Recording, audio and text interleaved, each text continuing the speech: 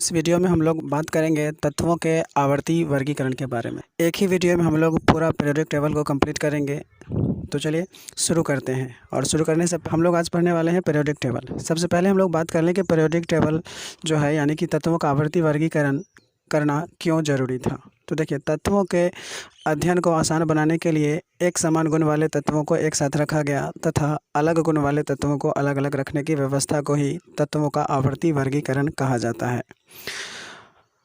इतिहास में बहुत सारे वैज्ञानिक आए जिन्होंने तत्वों का वर्गीकरण किया, ठीक है, जिनमें सबसे पहले तत्वों का वर्गीकरण किया था डोबेराइनर ने, ठीक है। उसके बाद आए न्यूलैंड्स ने, और उसके बाद फिर मेंडलीफ साहब आए, और उसके बाद आधुनिक आवर्त सारणी दिया था आपका मोसले साहब ने। तो हम लोग सभी के बारे में बारी बारी से डिस्कस करेंगे। हम बात कर लें डोबेराइनर की या फिर न्यूलैंड्स की या फिर मेंडलीफ की, तो इन सभी ने बढ़ते परमाणु द्रव्यमान के हिसाब से आवर्त सारणी का वर्गीकरण किया था, या यूँ कह लें कि तत्वों का वर्गीकरण किया था, ठीक है।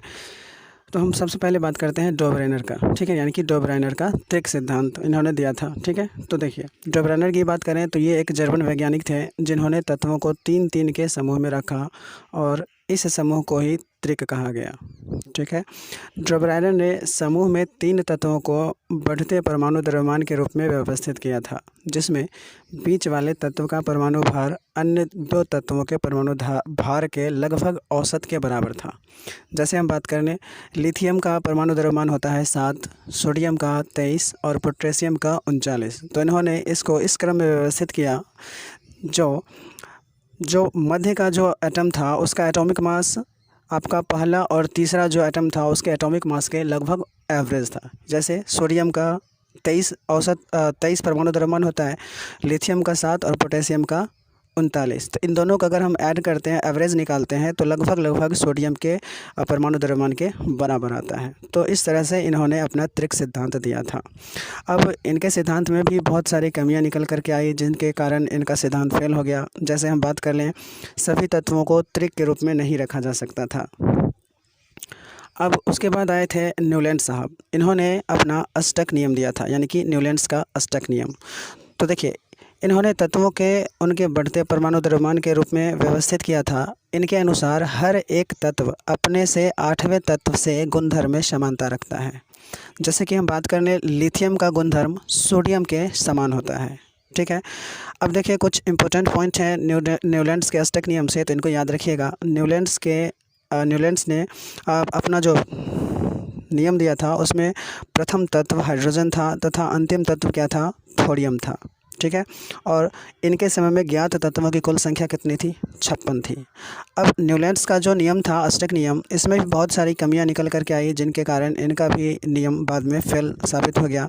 जैसे कि हम बात कर लें कि न्यूलैंड का जो अष्टक नियम था उसमें वह जो था सिर्फ कैल्शियम तक ही लागू होता था, इसके बाद यह फेल हो जाता था, यानी कि कैल्शियम तक ही इनका नियम लागू होता था। उसके बाद जितने भी तत्व थे उन पर ये इनका नियम लागू नहीं हो पाता था, इसीलिए इनका नियम क्या हो गया, फेल हो गया।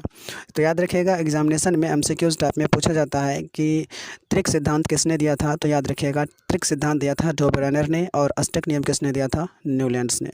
तो ये 2 पॉइंट्स आप लोग याद रखेंगे। उसके बाद देखिए, न्यूलैंड्स से रिलेटेड कुछ और पॉइंट्स याद रखिएगा। जैसे इनका मानना था कि तत्वों की जो संख्या है वह सिर्फ 56 है, लेकिन इसके बाद और नए तत्वों की खोज की गई थी। तो ये भी एक एमसीक्यू में क्वेश्चन निकल करके आएगा कि न्यूलैंड्स के समय टोटल ज्ञात तत्वों की संख्या कितनी थी। तो याद रखिएगा, न्यूलैंड्स के समय टोटल ज्ञात तत्वों की संख्या कितनी थी, तो वो था 56। और पहला तत्व कौन था, हाइड्रोजन, और आखिरी तत्व कौन था, तो थोरियम था। तो ये आप लोग याद रखिएगा। उसके बाद आए मेंडलीफ साहब, जिन्होंने सबसे पहले आवर्त सारणी दिया था। तो देखिए, मेंडलीफ जो थे एक रशियन वैज्ञानिक थे जिन्होंने सबसे पहले क्या दिया था, आवर्त सारणी का निर्माण किया था। तो ये पॉइंट काफ़ी इंपॉर्टेंट हो जाता है आपके एग्जामिनेशन के लिए कि सबसे पहले आवर्त सारणी का निर्माण किसने किया था, तो मेंडलीफ ने किया था, ठीक है। अब देखिए, मेंडलीफ ने तत्वों को परमाणु द्रव्यमान के बढ़ते क्रम में व्यवस्थित किया था, ठीक है। मेंडलीफ ने आवर्त सारणी को ग्रुप और पीरियड में बांटा था। ग्रुप बोले तो वर्ग, और पीरियड यानी कि आवर्त, ठीक है। तो इनका जो आवर्त सारणी था इसको ग्रुप और आवर्त में डिवाइड किया था। मेंडलीफ के आवर्त सारणी में कितने वर्ग थे, तो 9 वर्ग, और आवर्त की संख्या कितनी थी, 7 थी, यानी कि 7 आवर्त और 9 वर्ग थे कुल। मेंडलीफ ने कुछ अज्ञात तत्वों के लिए कुछ रिक्त स्थान भी छोड़ दिया था। इनका जो आवर्त सारणी था उसमें इन्होंने कुछ रिक्त स्थान छोड़ दिया था ताकि बाद में अगर किसी तत्व की खोज हो पाए तो वो वहाँ पर एडजस्ट हो पाए। अब देखिए इनके आवर्त सारणी में भी बहुत सारी कमियां निकल कर के आई, जैसे समान गुण वाले तत्वों को अलग अलग रखा गया था और ज़्यादा एटॉमिक मास वाले तत्वों को कम एटॉमिक मास वाले तत्वों से पहले रखा गया था। जैसे हम बात कर लें आयोडीन को टेल्यूरियम के बाद रखा गया था। जैसे हम बात कर लें इन्होंने जब एटॉमिक मास के हिसाब से व्यवस्थित किया था तो आयोडीन की अगर हम परमाणु द्रव्यमान की बात कर लें तो होता है 126.92 और टेल्यूरियम का कितना होता है 127.61। तो इनके हिसाब से क्या होना चाहिए था, आयोडीन पहले होना चाहिए था और टेल्यूरियम बाद में होना चाहिए था, लेकिन इन्होंने ऐसा नहीं किया था, टेल्यूरियम को पहले रखा और बाद में आयोडीन को रखा। तो इसके हिसाब से भी इनका ये नियम जो था वह फेलियर होता दिख रहा था और बाद में साबित भी हो गया। उसके बाद हम लोग अब बात करेंगे आधुनिक आवर्त सारणी, जो कि आपके एग्ज़ाम के लिए काफ़ी इंपॉर्टेंट है, क्योंकि एग्ज़ाम में मैक्सिमम क्वेश्चंस आपको आधुनिक आवर्त सारणी से ही देखने को मिलेंगे। तो ध्यान से सुनिएगा, ये आपका काफ़ी इम्पोर्टेंट टॉपिक है। देखिए आधुनिक सारणी की बात करें, आधुनिक आवर्त सारणी की, तो 1913 में हेनरी मोसले साहब ने तत्वों को उनके परमाणु संख्या के बढ़ते क्रम में व्यवस्थित किया था। देखिए अभी तक जितने भी वैज्ञानिक आए, चाहे वो न्यूलैंड्स हों या फिर डोबेराइनर हो या फिर मेंडलीफ हो, इन सभी ने फोकस किया था किस पर, बढ़ते परमाणु द्रव्यमान के ऊपर। लेकिन मोसले साहब आए तो इन्होंने बढ़ते परमाणु क्रमांक के हिसाब से क्या किया था, जो भी पीरियोडिक जितने भी तत्व थे उन सभी को डिवाइड किया और अलग अलग क्रमों में रखा था। ठीक है, तो इन्होंने कब 1913 ईस्वी में क्या किया था, अपना पीरियोडिक टेबल दिया था, जिसमें इन्होंने जितने भी तत्व थे उनको बढ़ते परमाणु संख्या के हिसाब से क्या किया था, व्यवस्थित किया था। इन्होंने भी अपने आवर्त सारणी को किस में बांटा था, पीरियड और ग्रुप्स में डिवाइड किया था। जैसे मेंडलीफ साहब ने ग्रुप्स और पीरियड में डिवाइड किया था, उसी तरीके से इन्होंने में क्या किया था, अपना जो पीरियोडिक टेबल था इसको ग्रुप्स और पीरियड में डिवाइड किया था, यानी कि वर्ग और आवर्त में डिवाइड किया था। ठीक है, तो हम बात कर लें कि इनका जो आवर्त सारणी था इसमें कितने वर्ग थे और कितने आवर्त थे। तो इनके आवर्त सारणी यानी यूँ कह लें कि आधुनिक आवर्त सारणी में 18 वर्ग और 7 क्या था, आवर्त था। ठीक है, अब क्वेश्चन अगर मान लें कि एग्जाम में पूछ दे कि वर्ग किसे कहा जाता है, यानी कि आधुनिक आवर्त सारणी में वर्ग है, इसको कैसे डिटरमाइन किया जाएगा, तो याद रखिएगा आवर्त सारणी में, जो आधुनिक आवर्त सारणी है उसमें लंबवत कतारें होती हैं जिन्हें हम वर्ग कहते हैं, और जो क्षैतिज कतारें होती हैं उन्हें हम आवर्त कहते हैं। ठीक है, तो आधुनिक आवर्त सारणी में 18 लंबवत कतार हैं और 7 क्षैतिज कतारें हैं, जिन्हें हम क्रमशः क्या क्या कहते हैं, वर्ग और पीरियड बोलते हैं। ठीक है, अब देखिए परमाणु संख्या 58 से लेकर 71 तक लेंथेनाइट्स तथा 89 से लेकर के 103 तक को एक्टिनाइट्स कहा जाता है। ठीक है ना, और इन सभी को जो है 58 से लेकर के 103 तक जो तत्व हैं, परमाणु संख्या 58 से 103 तक के तत्वों को आवर्त सारणी के नीचे रखा गया है, जिसे हम लोग एफ ब्लॉक के नाम से जानते हैं। कौन सा ब्लॉक कहा जाता है, एफ ब्लॉक। या एग्जाम ऐसे ही पूछ सकता है कि आवर्त सारणी में एफ ब्लॉक को कहाँ रखा गया है, तो याद रखिएगा आवर्त सारणी के नीचे रखा गया है, जिसमें एक्टिनाइट्स और लेंथेनाइट्स को रखा गया है। लेंथेनाइट्स कहाँ से कहाँ तक, तो याद रखिएगा 58 से 71 तक जो होते हैं लेंथेनाइट्स, और 89 से 103 तक क्या हो जाएगा, आपका एक्टिनाइट्स हो जाएगा, जिसे हम आवर्त सारणी के नीचे रखते हैं और इसे एफ ब्लॉक के नाम से जानते हैं। आवर्त सारणी के बाएं भाग को एस ब्लॉक, ठीक है, तथा दाएं भाग को पी ब्लॉक और मध्य भाग को क्या कहा जाता है, डी ब्लॉक कहा जाता है। आप यहाँ पिक में देख रहे होंगे, आवर्त सारणी में जो बायां भाग है ये पूरे भाग को क्या कहा जाता है, एस ब्लॉक कहा जाता है, और दाएं भाग को पी ब्लॉक कहा जाता है, और मध्य का जो भाग है उसे डी ब्लॉक कहा जाता है। और देखिए आवर्त सारणी के ठीक नीचे जो आपका ये ब्लॉक बना हुआ है, इसे क्या कहा जाता है, एफ ब्लॉक के नाम से जाना जाता है, जिसमें लेंथेनाइट और एक्टिनाइट्स हैं। ठीक है, अब हम लोग कुछ और पॉइंट्स हैं इसके बारे में डिस्कस कर लेते हैं। अब देखिए एग्ज़ाम में कुछ स्टैंडर्ड्स क्वेश्चंस भी पूछे जाते हैं, जैसे कि किस आवर्त में कितने तत्वों को रखा गया है। तो देखिए हम लोग इसको एक ट्रिक के माध्यम से समझ लेंगे, हालांकि इसको ट्रिक नहीं बोलेंगे, चलिए हम पहले समझ लेते हैं उसके बाद देखते हैं। ठीक है, देखिए किसी आवर्त में कितने तत्व हैं, इसको हम लोग इस तरीके से देख सकते हैं। देखिए जैसे कि यहाँ पर आप लोग एक सारणी दिया गया है, पीरियोडिक टेबल आधुनिक आवर्त सारणी। इसमें देखिए पहला आवर्त है, इसमें टोटल तत्वों की संख्या कितनी है, 2 है। दूसरे आवर्त में कुल तत्वों की संख्या कितनी है, 8 है। तीसरे आवर्त में भी 8 है। चौथे आवर्त में 18, पाँचवें आवर्त में 18, छठे आवर्त में 32 और 7वां आवर्त जो है वह शेष है।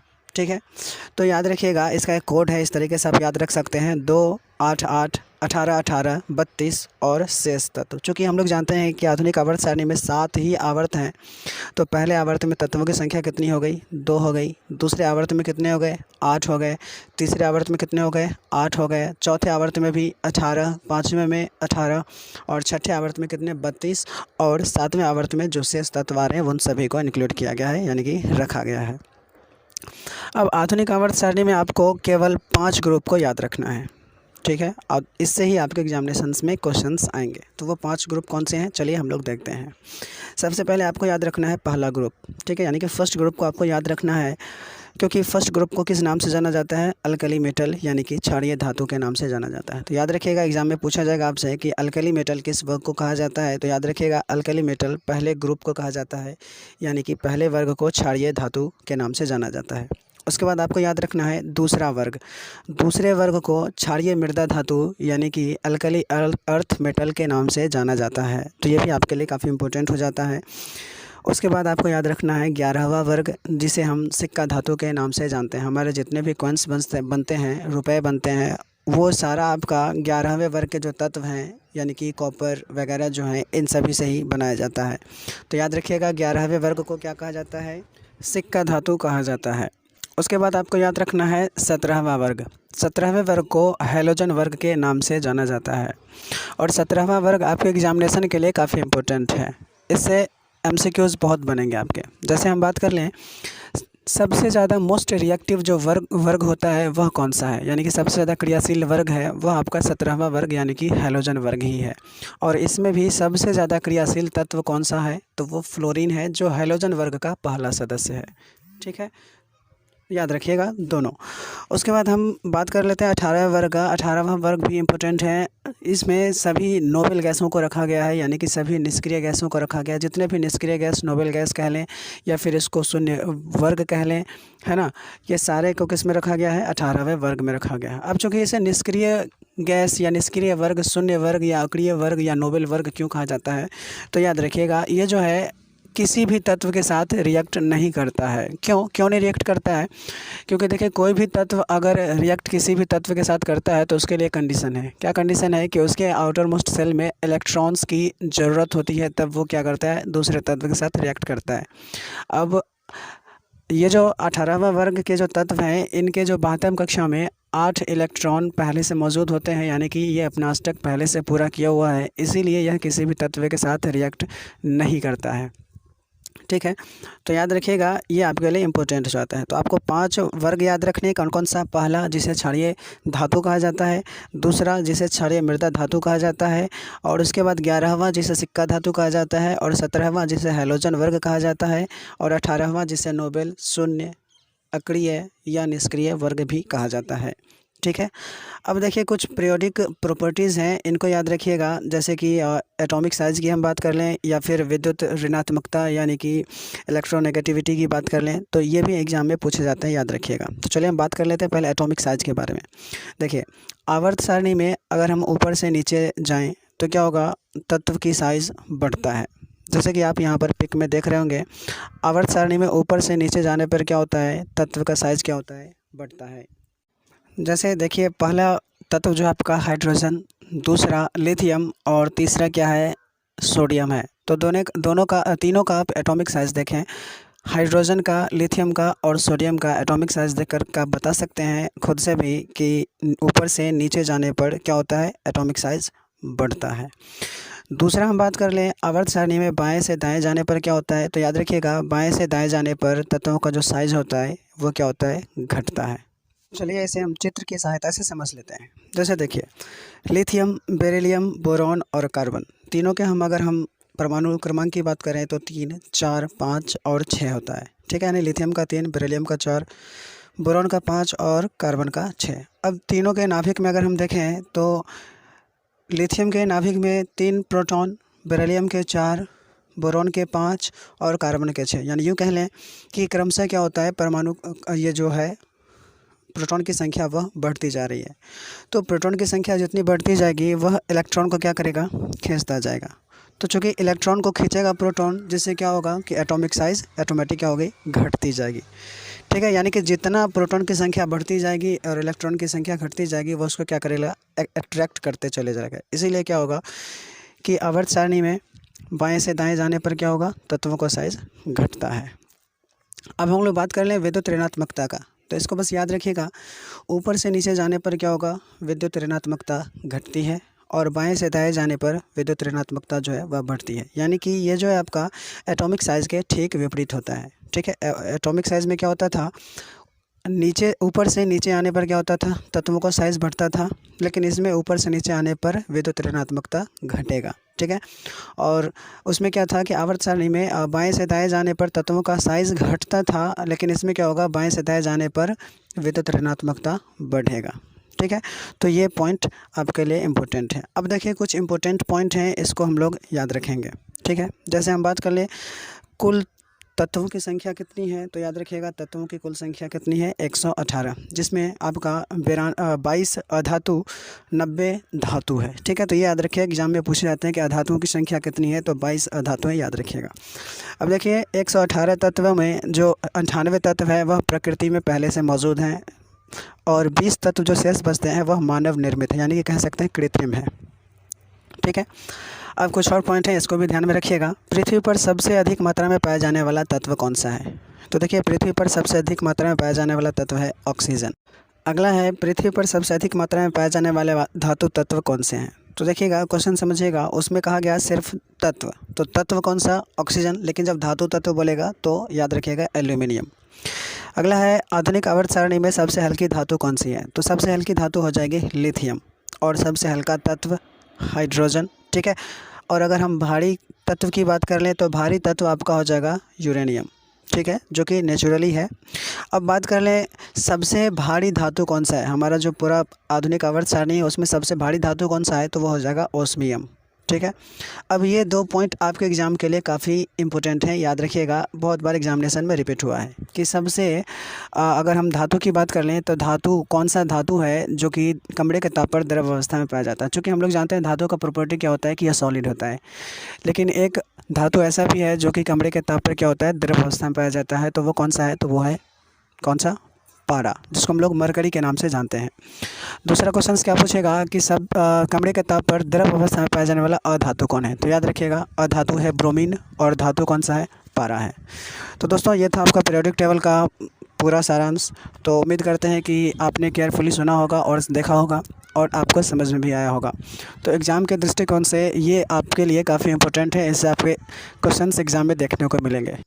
तो चलिए अब कुछ एमसीक्यू क्वेश्चंस बनते हैं इस चैप्टर से, तो उस एमसीक्यू क्वेश्चन को देखते हैं। केयरफुली देखिएगा क्योंकि जो भी इम्पोर्टेंट क्वेश्चंस हैं उसी को मैंने इस वीडियो में सिलेक्ट किया है। तो चलिए शुरू करते हैं पहले क्वेश्चन से। सबसे पहला प्रश्न है आवर्त सारणी के उदग्र स्तंभों को क्या कहा जाता है। तो देखो आवर्त सारणी की अगर बात करेंगे तो जो उसका स्ट्रक्चर होता है वो कुछ इस तरीके से होता है। ठीक है, जिसमें ऐसे जो लाइन जाते हैं उनको कहा जाता है क्षैतिज। तो क्षैतिज जो होता है वो 7 लाइन्स होते हैं और उदग्र जो लाइन्स होती है वो टोटल कितनी होती है, 18 होता है। यहाँ पर कहा गया उदग्र स्तंभों को क्या कहा जाता है, तो जो खड़ी लाइन्स होती हैं इन्हें कहा जाता है वर्ग, और जो लेटी हुई लाइन यानी क्षैतिज लाइन जो होती है इन्हें कहा जाता है आवर्त। अगर बात करें वर्ग का, तो वर्ग का संख्या होता है 18 आधुनिक आवर्त सारणी में। उदग्र स्तंभों को क्या कहा जाता है, वर्ग कहा जाता है, तो ए करेक्ट आंसर होगा। आगे है आवर्त सारणी के प्रथम वर्ग के सदस्य को क्या कहा जाता है। तो याद रखना आवर्त सारणी का जो प्रथम वर्ग का सदस्य है उसे कहा जाता है क्षारीय धातु।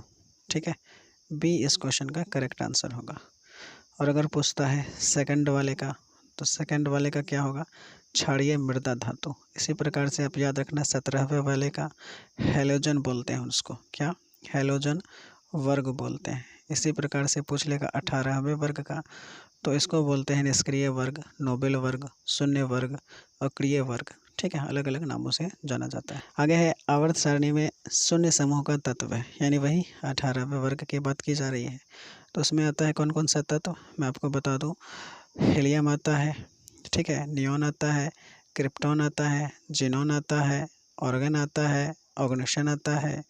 तो इस ऑप्शन में देखो आपको एक लौता हीलियम मिलेगा, तो बी इसका करेक्ट आंसर हो जाएगा। नेक्स्ट देखो मीथेन में कितने सहसंयोजक बंधन है। तो मीथेन की अगर बात करें तो क्या होता है, CH4 होता है। ठीक है, चारों तरफ क्या होता है, हाइड्रोजन लगा होगा। तो देखो इसमें कितने हो जाएंगे, एक ये है ना, दूसरा, तीसरा और चौथा, तो कितने हो गए, 4 हो गए। तो बी करेक्ट आंसर हो जाएगा। नेक्स्ट है, आधुनिक आवर्त सारणी में तत्वों के वर्गीकरण का आधार क्या है। तो याद रखना, शुरू में जो आए थे डोब्रेनर साहब, या फिर न्यूलैंड साहब, या फिर कौन सा, मेंडलीव साहब, इन सभी ने परमाणु द्रव्यमान को आधार माना था। किसको, परमाणु द्रव्यमान को। लेकिन जब आधुनिक आवर्त सारणी आई हेनरी मोसले का, ठीक है, हेनरी मोसले का, तो इन्होंने परमाणु क्रमांक पर बात किया। किस पर, परमाणु क्रमांक पर, और वो भी बढ़ता परमाणु क्रमांक, यानी परमाणु संख्या। तो ये मिल जाएगा आपको ऑप्शन नंबर डी में। तो डी इसका करेक्ट आंसर होगा। आगे है, अमोनिया के अणु में नाइट्रोजन एवं हाइड्रोजन परमाणु की संख्या का अनुपात क्या होता है। तो अमोनिया का हो जाएगा क्या, NH3। क्या होता है, NH3। तो नाइट्रोजन कितने हैं, 1, और हाइड्रोजन कितने हैं, 3। तो 1:3 हो जाएगा, सी करेक्ट आंसर होगा। आगे है, लोहे की परमाणु संख्या कितनी होती है। तो लोहे का होता है 26, बी करेक्ट आंसर होगा। आगे है, आधुनिक आवर्त सारणी में वर्गों की संख्या ऊर्ध्व स्तंभ या समूहों की संख्या होती है। ये भी याद रखना, ये भी पूछ लेगा कि ऊर्ध्व स्तंभ की संख्या कितनी होती है, या समूह की संख्या कितनी होती है, या वर्गों की संख्या कितनी होती है, या खड़ी लाइन की संख्या कितनी होती है। ठीक है, तो इसकी जो संख्या होती है वो कितनी होती है, 18 होती है। बी करेक्ट आंसर हो जाएगा। इसी को क्लास भी बोला जाता है, वर्ग को। नेक्स्ट है, ओजोन के एक अणु में ऑक्सीजन के कितने परमाणु होते हैं। तो O3 होता है, ओजोन का केमिकल फार्मूला है, 3 हो गया, तो सी करेक्ट आंसर। आवर्त सारणी में कितने आवर्त क्षैतिज होती है, यानी कि लेटी रेखा, क्षैतिज रेखा होता है 7। तो सी करेक्ट आंसर होगा।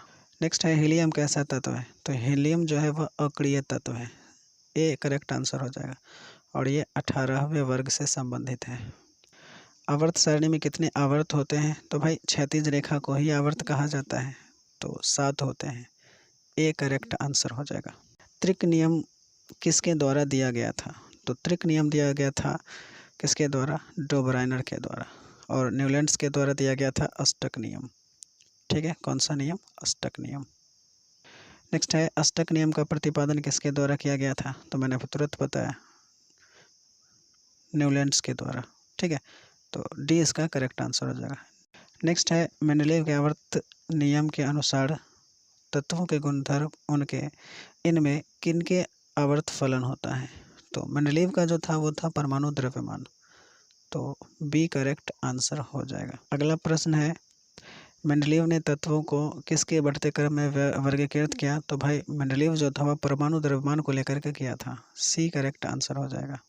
आगे है, आवर्त सारणी के किसी समूह विशेष में तत्वों के विद्युत धनात्मकता अभिलक्षण ऊपर से नीचे की ओर जाने पर क्या होगा। तो देखो, विद्युत धनात्मकता जो होती है वह ऊपर से नीचे आने पर, समूह में याद रखना, ऊपर से नीचे आने पर क्या होता है, बढ़ता है। तो एक करेक्ट आंसर हो जाएगा। नेक्स्ट है, आवर्त सारणी के किसी आवर्त में बाएं से दाएं जाने पर तत्व के ऑक्साइड की अम्लीयता पर क्या प्रभाव पड़ता है। तो अम्लीयता बढ़ जाती है, तो बी करेक्ट आंसर होगा। नेक्स्ट है, निम्नलिखित में से सबसे अधिक क्रियाशील हैलोजन कौन सा है। तो ये हो जाएगा फ्लोरीन, बी ए जो है इसमें करेक्ट आंसर हो जाएगा। फ्लोरीन जो है सबसे अधिक क्रियाशील हैलोजन है। अगला है, निम्नलिखित में कौन सबसे अधिक क्षारकीय होता है। तो Na2O जो है वह सबसे ज़्यादा क्षारकीय है, सोडियम ऑक्साइड। आगे है, आवर्त सारणी के समूह 1 के तत्व कहलाते हैं। तो कहलाते हैं क्षार धातु। नेक्स्ट है, मैग्नीशियम आवर्त सारणी के किस समूह का सदस्य है। तो मैग्नीशियम जो है समूह 2 का सदस्य है, बी करेक्ट आंसर होगा। आगे है, तत्वों के निम्नलिखित जोड़ों में किनके रासायनिक आचरण समान होंगे। तो देखो, नाइट्रोजन और फास्फोरस जो हैं इनके रासायनिक आचरण समान होंगे, डी करेक्ट आंसर होगा। आगे है, निम्नलिखित तत्वों में से किसकी संभावना है कि यह धात्विक अभिलक्षण का प्रदर्शन करेगा। ठीक है, तो ब्रोमीन जो है ये कर सकता है धात्विक, अधात्विक कह रहा है, अधात्विक अभिलक्षण का प्रदर्शन कौन करेगा, ब्रोमीन करेगा। तो डी करेक्ट आंसर होगा। अगला है आधुनिक आवर्त सारणी का दीर्घतम रूप किसकी प्रस्तुतिकरण है? तो आधुनिक आवर्त सारणी जो है वह किसने दिया था? मोसले ने दिया था। तो बी करेक्ट आंसर होगा। अगला है निम्नलिखित तत्वों में से कौन सबसे अधिक अधात्विक गुण प्रदर्शित करेगा? तो सबसे अधात्विक गुण सबसे ज़्यादा कौन प्रदर्शित करेगा? क्लोरीन करेगा। बी करेक्ट आंसर होगा। आगे है किसने कहा कि तत्वों के मूल गुणधर्म उनके परमाणु संख्याएं हैं, न कि परमाणु द्रव्यमान? तो परमाणु संख्या किसने कहा था? हेनरी मोसले ने कहा था। तो बी करेक्ट आंसर होगा। आगे है आधुनिक आवर्त के नियमानुसार तत्वों का गुणधर्म क्या है? तो बढ़ता परमाणु द्रव्य क्रमांक का आवर्त फलन है। तो बी करेक्ट आंसर होगा। अगला है आधुनिक आवर्त सारणी में बाईं से दाईं जाने पर यानी कि लेफ्ट टू राइट जाने पर परमाणु साइज क्या होता है? तो वो घटेगा। बी करेक्ट आंसर होगा। आगे है वुल्फगांग डोबराइनर किस देश से संबंधित है? तो डोबराइनर जो था वो जर्मनी से संबंधित था। और डोबराइनर ने कौन सा नियम दिया था? तो त्रिक नियम दिया था। कौन सा नियम? त्रिक नियम। मेंडलीफ का जन्म कब हुआ था? 1834 ईस्वी में। ए करेक्ट आंसर हो जाएगा। भारतीय संगीत प्रणाली में संगीत के कितने सुर होते हैं? ये होते हैं 7। सारे गामा पा आपने सुना होगा, 7 यानी सी करेक्ट आंसर हो जाएगा।